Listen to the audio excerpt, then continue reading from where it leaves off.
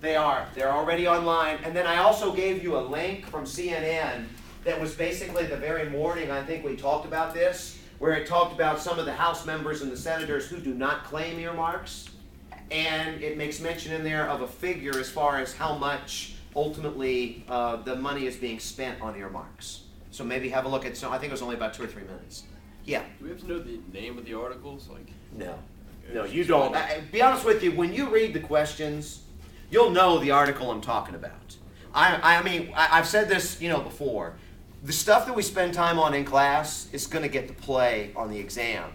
I'm not going to try and trick you with what I put on there, but you're going to have to apply some things as you read these questions. I'm going to give you a lot of information, some of which you may need and some of which you may not, and then you're going to be the person that might be on trial. So it can get a little bit tricky sometimes. So take your time, read through it, think it out, and you should be okay. Yes, ma'am? What were earmarks again? I'm sorry? Earmark. What was an earmark? Go ahead. I know where they put stuff that's totally irrelevant in the bill, so, I mean, if the president doesn't pass it, then it makes them look bad, but if they pass it, then they get funding for stuff that isn't really necessary. That's true, but what is an earmark exactly? It's an addition to a bill. Okay. Pretty much we're like, What does it do?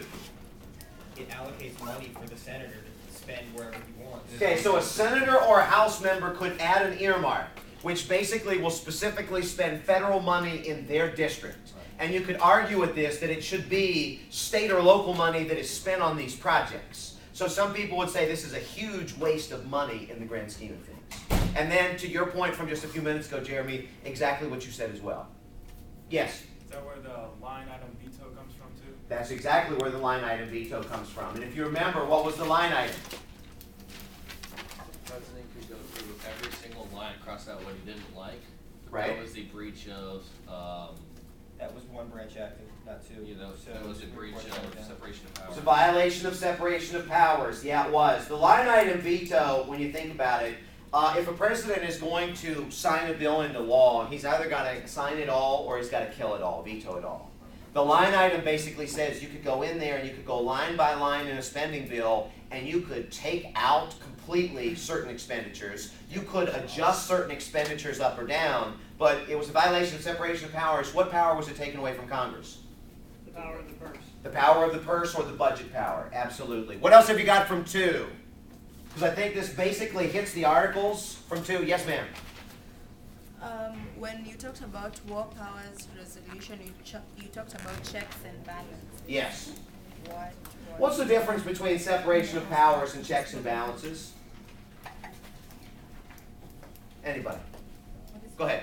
Checks and balances is where, like, there's legislative, executive, and judicial, and that's, the legislative makes the law, the executive, actually, no, executive makes the law. Okay, stop.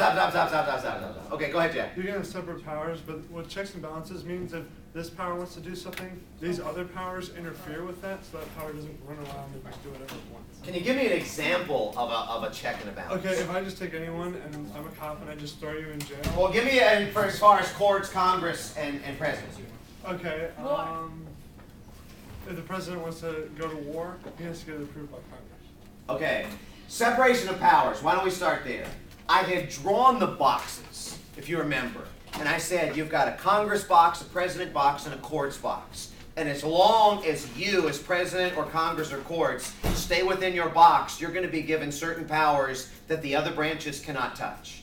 A good example of a congressional power would be the power of the purse or the power to declare war. The president, the power of commander-in-chief, for example. The courts, maybe you might say judicial review or the ability to strike down unconstitutional laws.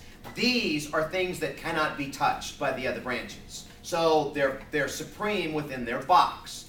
Check and a balance says that just because you've separated powers, each branch has got to have the ability to stop the other one from getting too powerful. So for example, the Congress passes a law. If the president doesn't like it, how can he check the power of Congress? He can veto it. If the Congress wants the bill, how can they check the power of the president? They can override the veto. How can you affect, if you will, the courts? How can you check the courts? By appointing the judges.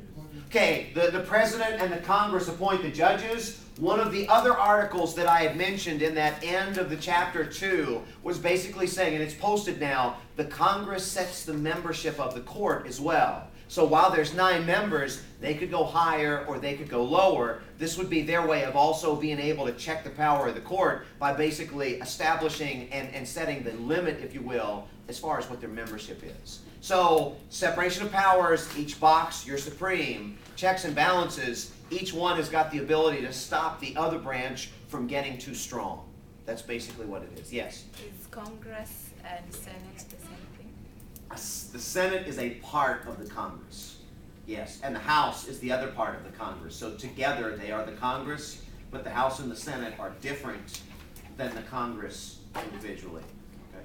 What else you got? Let's go to 3 since we're running low on time. Anything from chapter 3? When you look at 3, make sure that you can link the examples with the terms. Okay? And that's something that gets folks some problems sometimes. Make sure that you can link the examples that I gave you with the terms. What questions have y'all got from 3? While you're thinking about it, this was the marijuana article in reference to the commerce power. This was the death penalty article and the Green Mile clip that you've got online. So those are 2 big ones. I will probably post the high-speed car chase in this chapter. Even though it technically didn't go there, I'll post it there because this is where we talked about that one. Okay? What have you got from 3? Say the articles again, that sentence. The medical marijuana article with the commerce power. Medical. And then the other one was the humane execution for the death penalty. And then the high-speed one, and there's a link in my MC for the high-speed video. And it explains that one too.